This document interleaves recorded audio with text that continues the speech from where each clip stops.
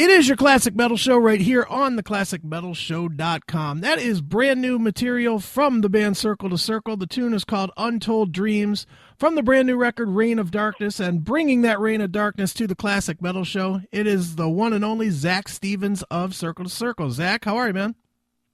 Good. How you doing? Excellent. Appreciate it, man. Sure, man. Well, Zak, gotta say, not that it's a surprise at all, but another great record from Circle to Circle, man. Very impressive stuff. Appreciate it. Thank you. We tried to put a good one together there, so it looks like it's going pretty good for us so far. So I appreciate you playing it. Sure. Well, Zak, once again, Circle to Circle is making music that's going to be familiar to you, whether it's Circle to Circle or Savatage or the various things that you have done. But this one, like every other Circle to Circle record, at least in my ears, shows, some growth musically, some growth and some development. It sounds like, once again, you guys were trying a little bit different stuff here and there. Talk a little bit about the creative process for this record and how you feel the band is developing from release to release. Well, we knew we were going into record number 7 here. So when you're starting to get up, in those numbers, you're going to have to do some different stuff, or you're going to, kind of fall into the same, category and it's kind of the same stuff. And we just kind of wanted to avoid, being the same thing, album after album. So we have tried to do some different stuff from album to album. Starting on the last one, which was Stevens Will Fall, we started getting some other guys in the band writing. Okay. And, Christian Wentz being one of our guitar players, and he actually wound up producing Reign of Darkness. So he said he wanted to, have a production effort and give it one, for his resume and everything. And I said, well, I think this would be perfect for you to do that. And plus he came along and wrote a lot of stuff on this record, along with a great friend of ours, Mark Pattison, who also plays guitar. And he's just a good friend and writes for us. He's part of the team. He doesn't really play out with the band, but he's part of the team. So him and Mark, they write really well together. So that also was something that came together to, add something musically to this record that we never had before. And of course, Mitch Stewart, our longtime bass player, he's been writing with me for, I guess, over 10 years now in Circle to Circle. So we continued, our partnership there, and he continued his work writing for us. And, just having more guys writing and taking part in that process, in the creative process, really helps a lot. We got a new drummer, Marcelo, that was the only change we've made in the lineup in the last 3 or 4 years, but wanted to do that so we could kind of expand our ability, for tempos and not really have a ceiling on what we would, have to do as far as, any kind of aggressive kind of stuff if we wanted to go in that direction, which we did on this album. Mm-hmm. So he writes a lot too, but he didn't get a chance to do a lot on this one because he joined us kind of late in the process, because this record was written in 2014 and actually turned in January of this year. So it's just now coming out. We had to wait about 9 or 10 months for it to come out. Wow. Due to the timing of, the label wanting to kind of, put everything around the Wacken, Savatage Wacken reunion kind of thing. And, I could understand, how you want to have records come out and have the right timing and everything for sales, which I think was a good move. But we've never really had to wait 9 months for a record to come out before. So a little bit different for us. But, on this one, we just wanted to get everybody as much writing as we could involved. And it really helped a lot. We've expanded the team as far as that is concerned, and it'll get even better for the next one because we'll have Marcelo able to write, and he's very good. Didn't really, get a chance to do as much as he could have done on this one because of time. But, I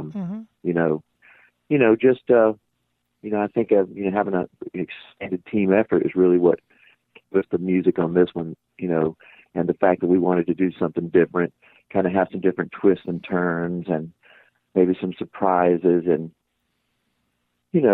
just stuff that would take a turn where you might not expect it. And, we did discuss all that stuff, and the fact that we did want, need to come out with something. And I think the word modern, just the modernization kind of came out in the beginning when we started talking about writing the record, keeping it fresh. And, so that's what we tried to do on this album. Excellent. Now, you mentioned the record label, and I'm curious for you. One of the things that I personally, as a Circle to Circle fan, like that you have done with the band since its inception, really, is that there's no, how am I going to put this? There's no real way for you to get away from Savatage, and not that I even think that you would want to, but you've never let Circle to Circle be a Savatage clone band. Like, I'm not picking at John Oliva at all, but I think the first one or two JOP records clearly sounded like Savatage records.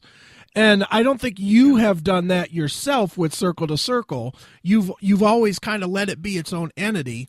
But I have to think that your record company would love for you to turn in an Edge of Thorns clone record. I mean, how do you look at the music that you're writing, one, and how do you avoid that kind of an expectation from your record label and from your management, to where you keep putting out music that is new and distinct and fresh and has different vibes than the bigger entity that you've been known for? Well, the big thing is that you never get, away from the comparisons of Savatage, no matter what. Mm-hmm. Anything I sing on, somebody's going to say, hey, that kind of reminds me of Savatage. So we figured out years ago that we're not going to be able to, you don't want to try to run from that or try to escape that. It's just naturally going to be there. So, okay, we have that, and that's a given. So from there, just be yourself. We can't be Savatage because we're not Savatage. Circle to Circle has to make records that we make because that's who we are. We're not worried about having to make a clone album, or something like that for Savatage, because we can't, mm-hmm. because that we're not Savatage. So it's impossible. The way we look at it is it's impossible for us to do that. Even if we tried to do it, it would probably be a disaster, because we just, we are not Savatage. That's another band. That's where, everything started for me. And of course, we just had a reunion. So, I mean, we're back again doing stuff. Right. So, it's going to be impossible to try to do that. It's a lot more fun just to kind of let the band, let Circle to Circle do, evolve and do the stuff that it wants to do. And especially these days, it's a lot of fun. There might be riffs here or there that might remind people, a little bit of an older, Savatage album or something like that. And that's cool. We don't mind creating that kind of aura, or if it just happens, it happens. But it'll have to happen in terms of the writing of one of our songs and the arrangements that we come up with. And, even there's guys in the band that are, obviously fans of Savatage. So you might get little hints, mm-hmm. here or there, which is all right. But we definitely don't, go into it, saying, hey, this is Circle to Circle. And we have to, write songs within the realm of what we are. We're not going to try to be anything else.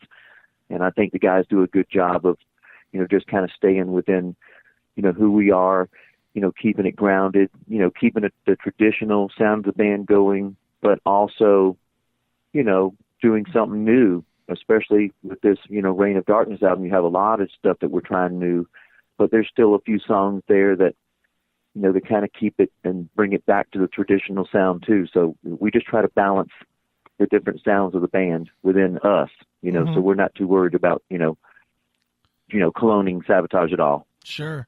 Now you mentioned about trying new things. I would point right to you as one of the keys on that. There are several songs on this record that have different vocal, I don't know what you'd call it, I'm not a singer, but vocal phrasing or vocal tonage than you've tried on other records. Was that on purpose, or was that just where you are today versus where you were a couple years ago? Yeah, I think it's a little bit of both. And plus it comes from the music. I kind of let the music kind of talk to me and kind of tell me what it needs, rather than trying to, come in with a set, idea or a set group of lyrics or something like that, or a set melody that I, come up with in my sleep or something like that, and say, Right. hey, I got to use this. I'd rather do it the other way around. I kind of live with the music for, a week or two and just kind of let it talk to me in a way, and kind of let it tell me what it needs to enhance it and let the vocals bring it to another level. Mm-hmm. That's how I approach it these days.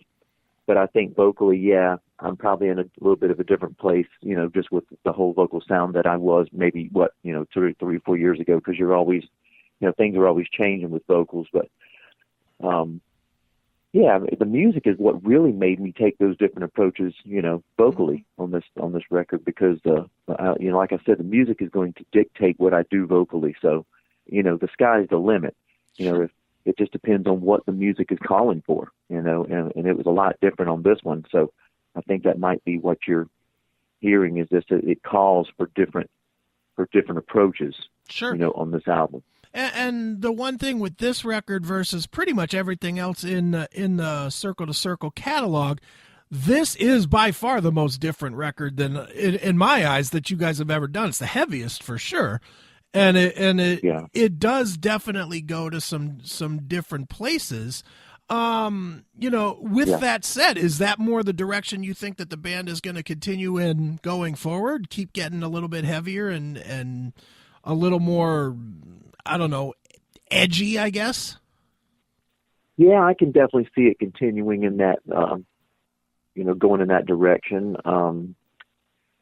To the couple of, a couple of things we wanted to do with this album is, again, do something different. Mm-hmm. And yet I also wanted to make sure that we kind of set a new foundation for the future, a sound that we can, not only have for this Reign of Darkness album, but also that can kind of set the tone and give us some headroom, if you will, to be able to expand on it.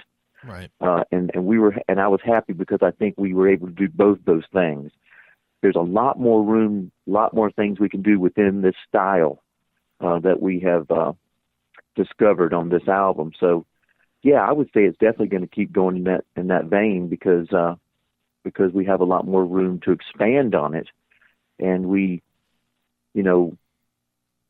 definitely don't have any kind of limitations, especially with the speed aspect, or, maybe when you're talking about tempos and things like that, and the tempo changes and surprises and stuff like that.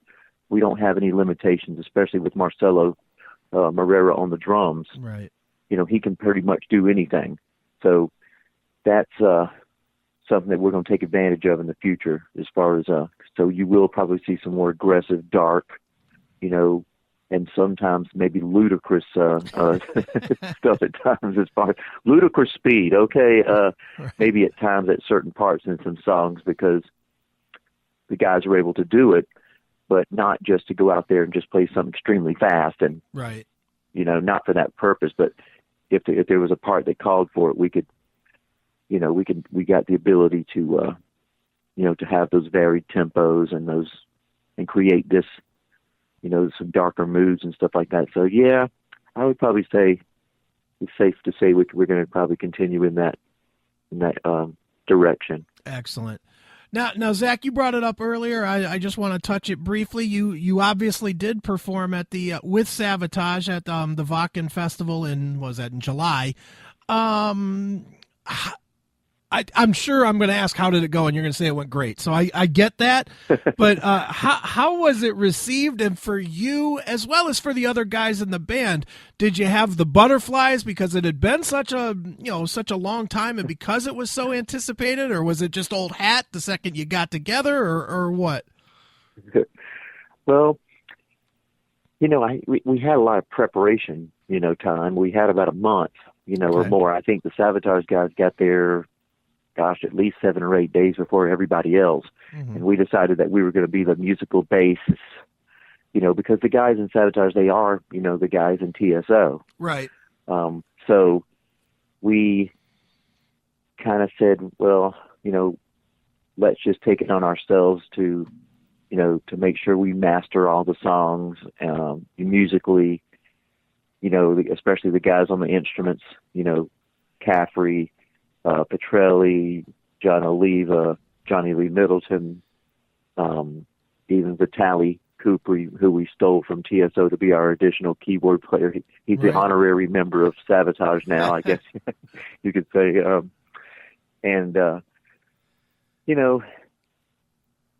We just wanted to be the ones to make sure that we had everything. So as far as musically, if the younger kids in TSO and the rest of the group had any questions on parts or anything like that, we were just going to make sure that, hey, we're going to take care of the music. If you have a question on any kind of part or any kind of lyric, come see us.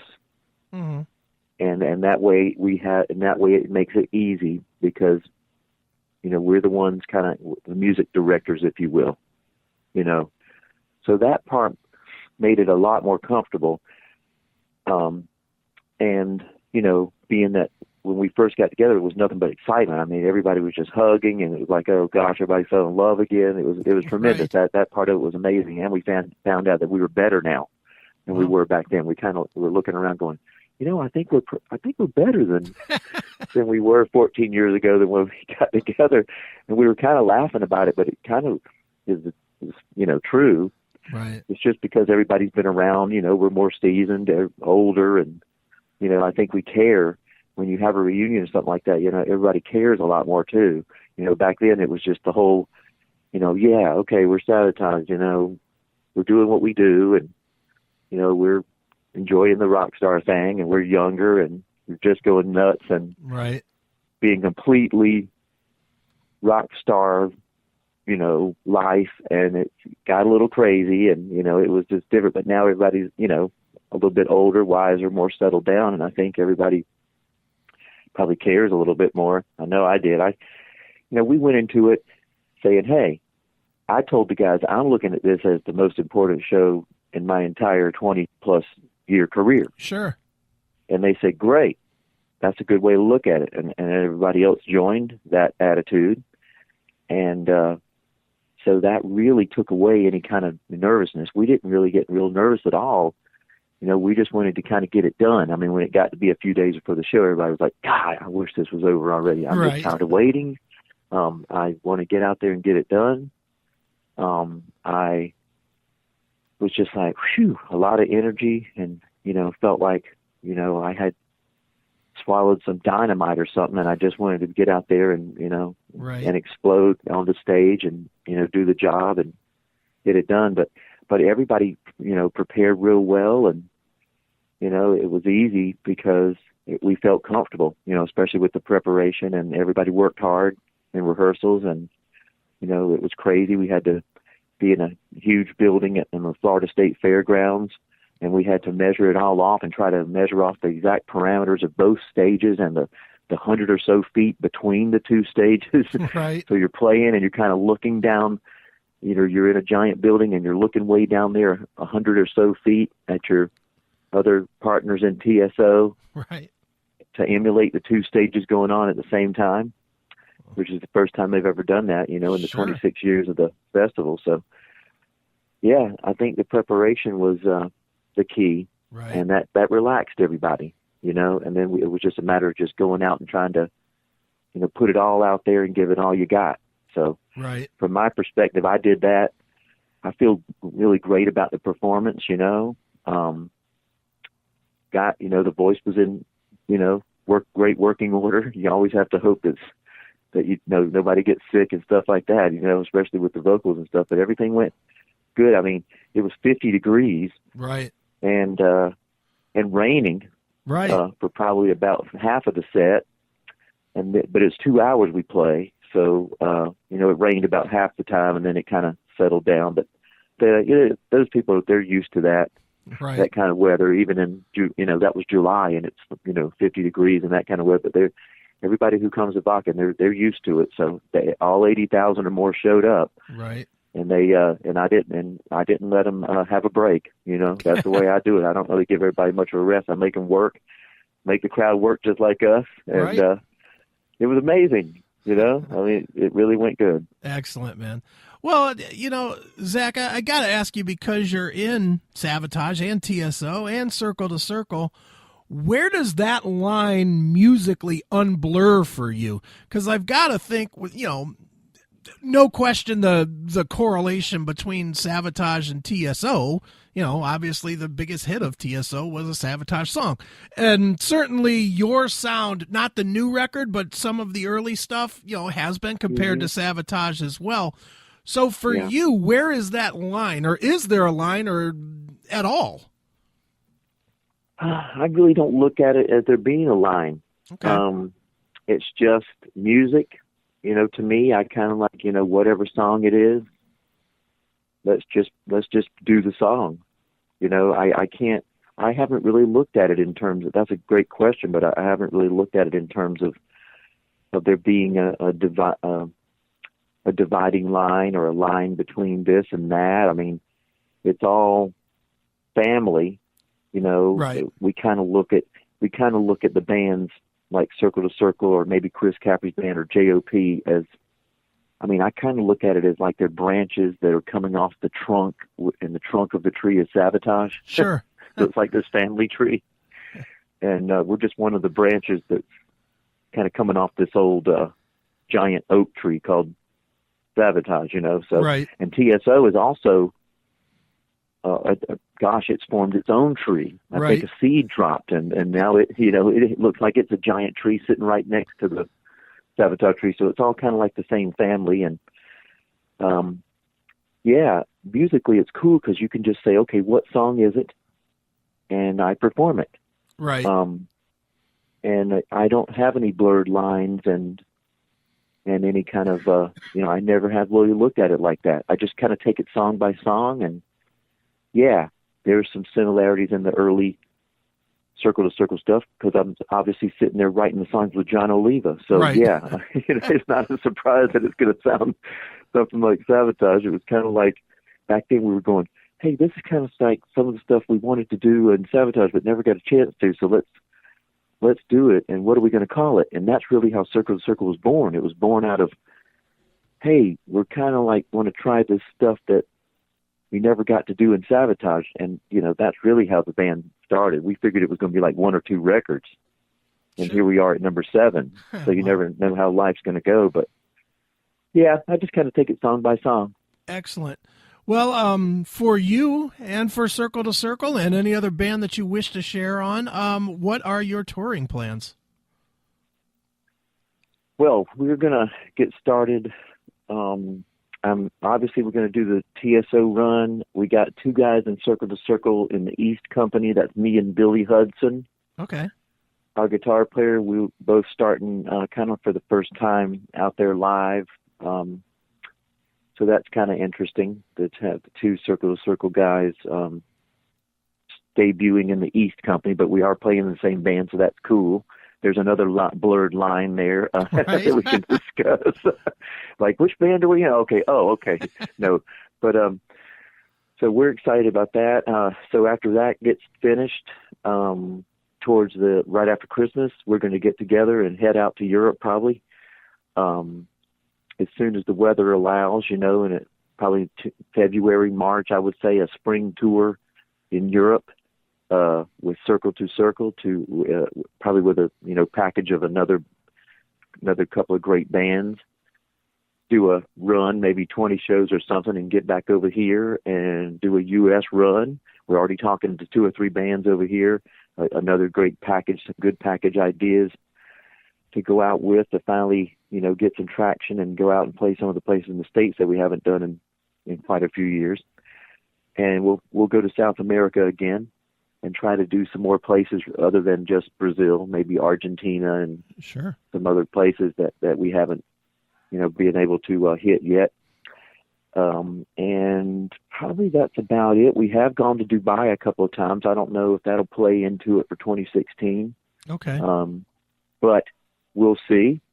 And and Mexico is another thing we're talking about, because we've never played there before. There's people in Cuba that want to hear us. Maybe if things keep going well between the you know, between the negotiations between the government and everything like that, as far as travel, maybe you might even see American bands going over and playing over there. Wow. So yeah, there's quite a few places that we want to hit and places that we haven't yet.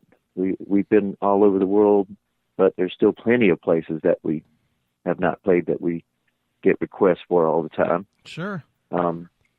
We got work to do to try to, you know, get to some of those people and you know, support this record and play all their favorite, you know, Circle to Circle songs, and you know, probably a couple of Savatage songs we can throw in there too.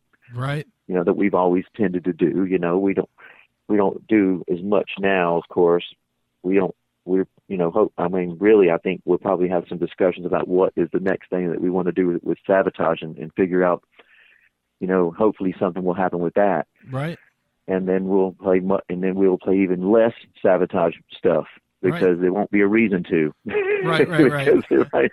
You know, I think that's one of the reasons that we played, you know, quite a lot of, you know, Savatage stuff, because they're really, you know, we weren't really together and active. So, you know, that of course will change as we start to see a little bit more action. Sure. Hopefully from Savatage in the future. So we'll see how that goes and let everybody know once we start trying to talk and figure out what would be the next move on that. But that's pretty much the upcoming touring plans.